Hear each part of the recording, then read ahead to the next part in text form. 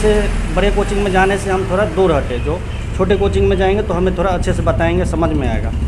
लेकिन इसका खामियाजा मुझे ये भुगतना पड़ा। जो एक RKV नाम का कोचिंग था मुखर्जी नगर में, उसमें मैंने एडमिशन लिया 35,000 में उस समय पे। GS का प्री मेंस और इंटरव्यू को बोले तीनों चीज़ की तैयारी करवाएंगे। और 6 महीना या 5 महीना क्लास चला और वो कोचिंग रातों रात भाग गई। 35,000 रुपये मेरा डूब गया। मेरा ही नहीं, बहुत सारे ऐसे बिहार यूपी के बच्चे थे, उनका भी चले गए। रातों रात भाग गई वो, रात चली गई। हम लोग उस बैच में हम लोग। और सबसे बड़ी बात तो यहाँ पे ये मैंने उस कोचिंग में देखा, ऐसे बहुत सारे कोचिंग में जैसे कोई DM SP नहीं भी होता है ना, तो ये लोग क्या करते हैं, बाहरी कहीं दूर से बंदे को बुला लेते हैं और क्लास में बैठा देते हैं, बोल देंगे यहाँ के हरियाणा के, यूपी के, यहाँ के ये SDM हैं, ये आज आप लोगों से मिलने बातचीत करने आएंगे। जब मैंने पता किया तो जो हम लोग DSP बन के सामने क्लास में प्रेजेंट हुए तो वो DSP थे ही नहीं। बताइए किया तो उसमें लॉ में भी करीब 1.5 लाख के आसपास मेरा खर्चा है। मेरी मैडम का B.Ed करवाया, उसमें करीब 1.5 लाख के आसपास में लगा है। फिर M.Ed चल रहा है, MA चल रहा है। तो मैं ऐसा नहीं है, जो अपने मेहनत के बदौलत जो है ये सब चीज़ किया। फिर यही दिल्ली में मकान भी, ज़मीन भी खरीदे, फिर मकान भी बनाए। वहाँ अभी 1 मंजिल बनाए, अभी वहाँ से 10,000 रुपये किराया भी आते हैं। मैं सोचा उसको और धीरे धीरे 3-4 में कौन सी जगह खरीदे हैं? यही जो नेहरू विद्या दृष्टि है, दृष्टि के जस्ट सामने है अपना मकान। जिन लोगों को सफलता नहीं मिली वो खुद सीना चौड़ा करके आते हैं और अपनी कमियों को बताते हैं ताकि नए स्टूडेंट से ऐसी गलतियां ना हो। करते हैं, कोई दिक्कत नहीं। ये तो समाज की अपनी एक होती है नज़रिया, जो सरकारी नौकरी लग गया तभी वो कुछ कर पाएगा, ऐसा कुछ भी नहीं।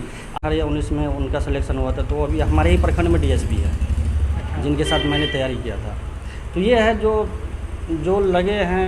हाँ, लगे रहने का मतलब ये नहीं जैसे टीचर यहाँ पे बहुत बताते हैं जो लगे रहो, ऐसा नहीं लगे रहना।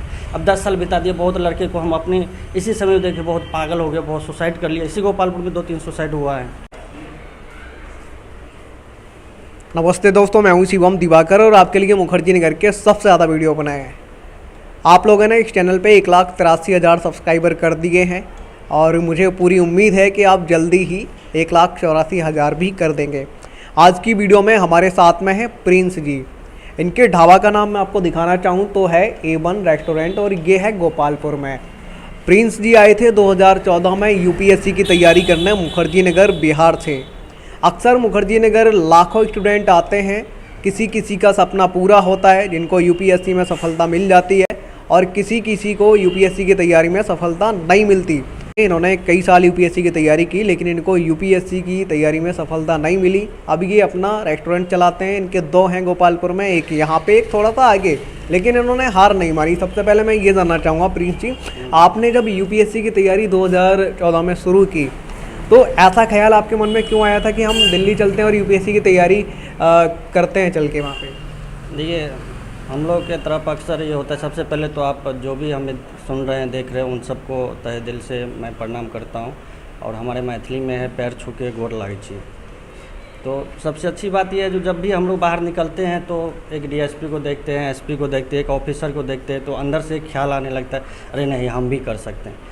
जब मैंने ग्रेजुएशन में था तो हमें एक टीचर मिले थे जहाँ पे इंग्लिश का हम क्लास करते थे। तो उन्होंने मुझे बताया UPSC के बारे में। तो उन्होंने बताए थे जो NCERT बुक पर हो 6 से लेकर 12 तक। उन्होंने मुझे 2-3 महीना पढ़ाए भी थे, पर उसने मुझे यहाँ मुखर्जी नगर के बारे में बताया। फिर मैं वहाँ से 2014 में दिल्ली आया था। और उसके बाद जब मैं तैयारी चालू किया तो पहले तो 1-2 महीना तक पूरा घूमे, क्योंकि एक उतना नॉलेज नहीं था। एक गाँव का होता है, पढ़ने में भी उतना जो एक अच्छा होना चाहिए वो लेवल नहीं था। मैं अपने आप को पूरा बताता हूँ सच्चाई। जो एक जड़ कहते हैं ना, जो अपने बिहार यूपी में जो जड़ मजबूत होना चाहिए, वो जड़ मजबूत नहीं था मेरा। आए एक सपना लेके, फिर यहाँ पे आने के बाद बहुत सारे कोचिंग में डेमो क्लास लिए, घूमे भटके। तो बड़े कोचिंग में जाने से हम थोड़ा दूर हटे। जो छोटे कोचिंग में जाएंगे तो हमें थोड़ा अच्छे से बताएंगे, समझ में आएगा। लेकिन इसका खामियाजा मुझे ये भुगतना पड़ा। जो एक RKV नाम का कोचिंग था मुखर्जी नगर में, उसमें मैंने एडमिशन लिया 35,000 में उस समय पे। GS का प्री मेंस और इंटरव्यू को बोले तीनों चीज़ की तैयारी करवाएंगे। और 6 महीना या 5 महीना क्लास चला और वो कोचिंग रातों रात भाग गई। 35,000 रुपये मेरा डूब गया। मेरा ही नहीं, बहुत सारे ऐसे बिहार यूपी के बच्चे थे, उनका भी चले गए। रातों रात भाग गई वो, रात चली गई, हम लोग को पता भी नहीं चला। फिर उसके बाद हम लोग जो है निश्चय IAS से वहाँ से फिर तैयारी किए। और कुमार गौरव सर के पास ज्योग्राफी ऑप्शनल की है, जो उस समय दृष्टि में उनका क्लास चलता था, नेहरू विहार वर्धमान मॉल में। फिर 2 साल तैयारी करने के बाद जो है 2016 में मैंने फर्स्ट अटेम्प्ट दिया था UPSC का। और देने के बाद जब मैं एग्ज़ाम हॉल से निकला तो मुझे ऐसा हुआ जो मेरा रिज़ल्ट नहीं हो पाएगा। फिर जैसे को आप एग्ज़ाम हॉल से बाहर निकलते तो आंसर शीट मिल जाता है मिलाने के लिए, तो बस में मैंने मिलाते हुए आया, तो फिर 2-3 नंबर से मेरा रोका था फिर मैंने वहाँ से डिसाइड किया जो हम इस चीज़ को नहीं कर पाएंगे। मुझे ऐसा अंदर से फील हो गया था जो हमें समय चाहिए वो हमें हमारे परिवार से नहीं मिल पाएगा, क्योंकि हम एक बहुत ही कमज़ोर फैमिली से आते हैं, इतने इनकम नहीं थे। तो फिर भी पिताजी बहुत हौसला करके हमें दिल्ली तक भेजे, यही बहुत गर्व की बात है जो यहाँ तक हम पहुँचे। उसके बाद फिर हम अपना जर्नी चालू किए, फिर हम सोचे क्या करें नहीं करें, और ये था मन में जो पढ़ाई नहीं छोड़ना है, साथ में हमको पढ़ाई लेके चलना है। फिर बैंक का जॉब पकड़े, यहीं करोड़ वैश्य बैंक में थे, कमला नगर ब्रांच में 6 महीना वहाँ पे ड्यूटी करने के बाद उसमें भी लगा प्रेशर टारगेट इतना होता है। फिर हम सोचे जितना ये इन लोगों का प्रेशर टारगेट को अगर झेलते हैं, इससे अच्छा अगर हम अपना बिजनेस में करते हैं तो ये हमारे लिए ज़्यादा बेटर होगा। और वही हुआ, एक दिन जो महीना 2 महीना में डिसीजन लेकर मैंने अपना खुद का काम चालू किया। पहले टिफ़िन का चालू किया, साइकिल से टिफ़िन छोड़ते थे, और ऐसे धीरे धीरे जर्नी करते करते अपना काम करते करते फिर होटल खोले। और ये है जो कभी हार नहीं मानना चाहिए नहीं जो, और साथ में फिर लॉ का एडमिशन लिया, LLB करने लगे, और मेरा इस बार मई जून में LLB भी फाइनल हो जाएगा। फिर उसी दौरान 2016-17 के बीच में लव मैरिज शादी भी किए, और फिर मैंने मैडम को भी BEd करवाए यहीं चौधरी चरण सिंह यूनिवर्सिटी से नोएडा से। उसके बाद M.Ed चल रहा है, MA चल रही है उसकी। हमारा भी लॉ जो है फाइनल हो जाएगा मई जून में, तो उसके बाद जुडिशरी की तैयारी करेंगे। और साथ में ये काम चलता रहा, और 2 होटल है तो इसमें करीब 9 लड़के काम करते हैं, दोनों होटल मिला के। यानी कि आप खुद उनको रोज़गार दे रहे हैं? हाँ। खुद तो कर ही रहे हैं, उनको भी रोज़गार दे रहे हैं? हाँ बिल्कुल बिल्कुल। इसमें ये है ना जो देखिए पढ़ाई तो मैं अभी तक जो अनुभव देखा हूँ यहाँ पे, आप जैसे आते हैं दिल्ली, अगर मिडिल परिवार से है या एक आपका जो कहते हैं ना जड़ मजबूत नहीं है एजुकेशन में, तो 3 साल जैसे 3-3.5 साल तैयारी करने के बाद आपको साइड से ना कुछ काम करते रहिए। उससे क्या होता है हमारे ऊपर प्रेशर नहीं होता है घर वाले का या पैसे का, किसी का लेन देन का, ये प्रेशर नहीं होता है। क्योंकि मैंने मैक्सिमम देखा हूँ जो सिलेक्शन उन्हीं का है जो 3-3.5 साल तक जाते जाते जो सिलेक्शन लेके चले। बहुत सारे यहाँ पे खाने के लिए आते, बहुत बिहार BPSC में, JPSC में, UP PCS में बहुत बच्चे का सिलेक्शन हुआ, जो अभी भी मेरे व्हाट्सएप पे बराबर बातचीत होती रहती है इन लोगों से। अभी तो हाल फिलहाल में एक हमारे साथ जिनके साथ हम नीचे IAS में मेंस की तैयारी करते थे 2014-15 में, तो जो एक BPSC के थ्रू 2018 या 19 में उनका सिलेक्शन हुआ था, तो अभी हमारे ही प्रखंड में DSP है जिनके साथ मैंने तैयारी किया था। तो ये है जो लगे हैं। हाँ, लगे रहने का मतलब ये नहीं जैसे टीचर यहाँ पे बहुत बताते हैं जो लगे रहो, ऐसा नहीं लगे रहना। अब 10 साल बिता दिए, बहुत लड़के को हम अपने इसी समय देखे बहुत पागल हो गए, बहुत सुसाइड कर लिया। इसी गोपालपुर में 2-3 सुसाइड हुआ है। आपके टाइम के जो आपके साथ आए थे लगभग, उसमें भी बहुत फ्रस्ट्रेशन में चले गए, बहुत परेशान हो गए। उसमें बहुत सिलेक्शन भी ले लिए जो अच्छे पढ़ने में थे। अच्छा ये बताइए, आपने UPSC के कितने अटैम्प्ट दिए? एक ही बार अटैम्प्ट दिया या फिर दोबारा भी ट्राई किया? नहीं, देखिए मैंने एक ही बार फर्स्ट अटैम्प्ट दिया था, और मुझे अपनी कमजोरी पता चल गया था। एक चाणक्य की बहुत अच्छी नीति है, जो खुद को जिसने पहचान लिया और उसको पहचान के आगे बढ़ने के लिए वो अच्छा काम होता है। क्योंकि देखिए अब जो गलती हमसे जो अगला व्यक्ति की है वही गलती हम करके अगर वहाँ तक जाए तो हम भी वहीं जाकर पहुँचेंगे। इससे अच्छा जिसने गलती किया उससे सीख लेके जो हमें खुद को अपनी कमजोरी को पहचान के और उसको आगे निकलना है। अच्छा, आपको ऐसा नहीं लगा कि UPSC की तैयारी में मुझे सफलता नहीं मिली तो कोई और एग्जाम की तैयारी कर लेता हूँ? आप LLB कर रहे हैं, आपकी कंप्लीट भी होने वाली है, और साथ के साथ ढाबा भी चला रहे हैं। ढाबा चलाने की ये वाली किसने सलाह दी थी कि भाई UPSC में नहीं हुआ, मुखर्जी नगर आए थे बिहार से, तो अब ढाबा चलाने लगो यहाँ पे? ये जो है ना, मैं पहले से थोड़ा जैसे हमें अगले साल क्या करना है तो थोड़ा सा हम उसको प्लानिंग को देख के चलते हैं। जो ये नहीं जो अचानक एट अ टाइम जो है कोई भी डिसीजन लिए तुरंत ये करना है वो करना है, ऐसा नहीं।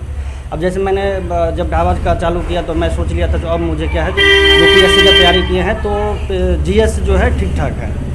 तो मैंने जुडिशरी का जब मैं पेपर देखा तो उसमें जो बिहार UP का जुडिशरी का पेपर होता है तो इसमें 50% जो GS होता है UPSC लेवल का आता है और 50% लॉ से आता है। तो मैंने सोचा जो LLB करके और इसकी तैयारी करके, लॉ की तैयारी करके, और इसके बाद 1-2 बार जुडिशरी का पेपर देंगे। अगर हो गया तो ठीक है, नहीं हो गया तो इतनी नॉलेज रहेगा अपने पास जो कहीं भी किसी भी कोर्ट में प्रैक्टिस करके अपना वकालत कर सकते हैं, साथ में अपना काम भी चलता रहे।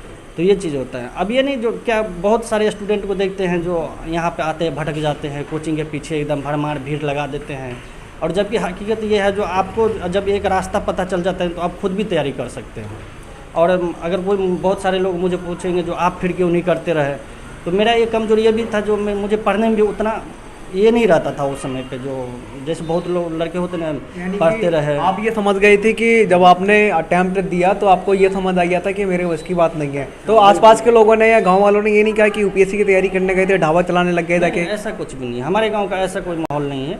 जिनको जिस काम में जैसे अच्छा लगता है वो करते हैं, कोई दिक्कत नहीं है। ये तो समाज की अपनी एक होती है नज़रिया, जो सरकारी नौकरी लग गया तभी वो कुछ कर पाएगा, ऐसा कुछ भी नहीं है। अब हर बिजनेस, हर चाहे गवर्नमेंट जॉब हो या कोई बिजनेस हो, छोटा से छोटा बिजनेस हो, हर बिजनेस अपने आप में बहुत बड़ा है। मैं एक चीज़ तो मान सकता हूँ, इनकी हिम्मत को तो मैं सलाम कर सकता हूँ कि भाई यूपीएससी में सफलता नहीं मिली, ये ढाबा चला रहे हैं, फिर भी हमारे चैनल पे इंटरव्यू देने आए। अक्सर हमने ऐसी बहुत सारी कहानियाँ बनाई कि जिन लोगों को सफलता नहीं मिली वो खुद सीना चौड़ा करके आते हैं और अपनी कमियों को बताते हैं, ताकि नए स्टूडेंट से ऐसी गलतियां ना हो।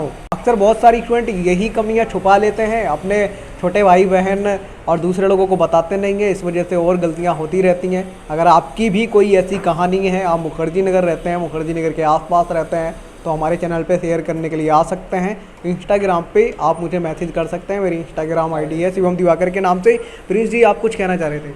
अच्छा, इसमें और जैसे मैंने बिजनेस चालू किया, लॉ किया, तो उसमें लॉ में भी करीब 1.5 लाख के आसपास मेरा खर्चा है। मेरी मैडम का बीएड करवाया, उसमें करीब 1.5 लाख के आसपास में लगा है। फिर एमएड चल रहा है, एमए चल रहा है। तो मैं ऐसा नहीं है, जो अपने मेहनत के बदौलत जो है ये सब चीज़ किया। फिर यही दिल्ली में मकान भी, ज़मीन भी खरीदे, फिर मकान भी बनाए, वहाँ अभी 1 मंजिल बनाए, अभी वहाँ से 10,000 रुपये किराया भी आते हैं। मैं सोचा उसको और धीरे धीरे 3-4 में कौन सी जगह खरीदे हैं? यही जो नेहरू विहार दृष्टि है, दृष्टि के जस्ट सामने है अपना मकान तिमारपुर में।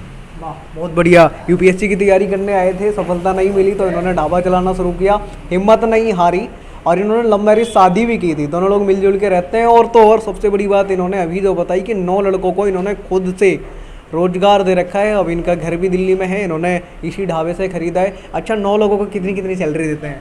देखिए, जो उस्ताद है, एक का 18,000 रुपये सैलरी है, एक का 15,000 रुपये, और बाकी जो रोटी वाले हैं, बर्तन धोने वाले हैं, सब्जी कटिंग का है, ये वाला सबका अलग अलग। एक जो किस्सा हुआ था प्रिंस जी आपके साथ में कि रातों रात जो कोचिंग भाग गया था, उसमें आपका भी फीस चला गया था, उस दिन तो बड़ा निराशा हुई होगी, दुख। हम लोग जिस फैमिली से आते हैं उस समय किसानी से जो है उतनी इनकम नहीं होता। जो एक बार हमारे पिताजी साथ, उस समय दृष्टि का फीस था कम से कम हमें लगता है 70-75 हज़ार रुपया फीस था, तो उतने एक बार दे नहीं सकते। तो मेरे पिताजी जैसे रूम भाड़ा, खाना पीना का खर्चा के साथ साथ जो है अपना किसी महीने में 5 या 10 हज़ार रुपये बढ़ा के भेज देते, जो कोचिंग वाले को भी थोड़ा थोड़ा दे दें। और ऐसा ही हुआ, जब एक अचानक चला गया तो हम घर पे बता भी नहीं पाए, जो कोचिंग वाले भागे, फिर अपना संघर्ष करते रहे, क्योंकि पापा भी परेशान हो जाते, जो अब इतना पैसा दिए, तो रात वो कोचिंग भाग गया, पैसा रातों रात चला गया। ऐसे बहुत सारे, करीब उस बैच में हम लोग। और सबसे बड़ी बात तो यहाँ पे ये मैंने उस कोचिंग में देखा, ऐसे बहुत सारे कोचिंग में, जैसे कोई डीएमएसपी नहीं भी होता है ना, तो ये लोग क्या करते हैं, बाहरी कहीं दूर से बंदे को बुला लेते हैं और क्लास में बैठा देते हैं, बोल देंगे यहाँ के हरियाणा के, यूपी के, यहाँ के ये एसडीएम हैं, ये आज आप लोग उससे मिलने या बातचीत करने आएंगे। जब मैंने पता किया तो जो हम लोग डीएसपी बन के सामने क्लास में प्रेजेंट हुए, तो वो डीएसपी थे ही नहीं, बताइए। ये भी फर्जी वाला, ये भी फर्जी वाला बहुत होता है। ये सब बच्चों को थोड़ा सा इस सब से बच के रहना है। एक चीज़ और आप मुझे बताइए, जैसे आप यहाँ पे ये चलाते हैं, आपने अपनी जो वाइफ हैं उनको भी पढ़ाया, आपके बच्चे वगैरह भी हैं? नहीं, अभी नहीं है, क्योंकि हम लोग का एक प्लानिंग था जो पहले जॉब एक सिक्योर कर ले। और अभी आप लोग उस पर कंटिन्यू वर्क भी कर रहे हैं, आपका कंप्लीट होने वाला है? मैडम भी गई थी अभी बीपीएससी का पेपर देने। बिहार में आप कहाँ से हैं? बिहार में दरभंगा से हैं, मेरा थाना बहरी पड़ता है। दरभंगा वाले भी बहुत सारे दोस्त हमें देख रहे होंगे, पूरे देश भर के देख रहे होंगे। आप जहाँ से भी ये वीडियो देख रहे हैं, मैं आपसे यही कहना चाहूँगा कि आप इस वीडियो को ज़्यादा से ज़्यादा शेयर करें, ताकि लोग ये भी देख पाएँ कि ऐसी ऐसी स्टोरी भी हैं। और सबसे अच्छी बात जो अभी इन्होंने बताई कि आप कोचिंग को कभी भी जल्दबाजी में ज्वाइन ना करें। आज की वीडियो में इतना ही। अगर आपको ऐसा लगता है कि हम कोई और सवाल पूछना भूल गए तो आप कमेंट बॉक्स में ज़रूर लिख भेजिए। मिलते हैं आपसे किसी और वीडियो में। ये वीडियो देखने के लिए आपका बेहद शुक्रिया।